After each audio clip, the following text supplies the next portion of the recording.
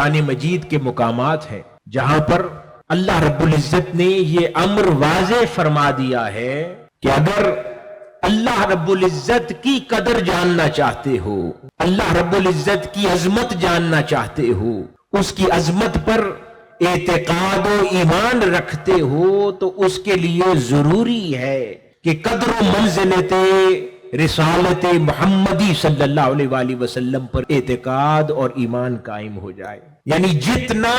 عظمت مصطفیٰ صلی اللہ علیہ وآلہ وسلم پر ایمان مضبوط ہوتا جائے گا، اتنا اللہ رب العزت کے نزدیک یہ سمجھا جائے گا کہ یہ اللہ کی قدر و منزلت سے واقف ہے، اور جتنا ایمان آقا علیہ الصلوۃ والسلام کی قدر و منزلت سے کم اور کمزور ہوتا جائے گا، وہ در حقیقت اللہ رب العزت کی حقانیت، اس کی موجودگی، اس کی عظمت، اس کی قدر و منزلت کے اوپر در حقیقت انسان کے ایمان کی کمی کی علامت ہے۔ یہ اللہ رب العزت نے قرآن مجید کے مختلف مقامات پر آیات مبارکہ کے ذریعے یہ امر واضح فرما دیا۔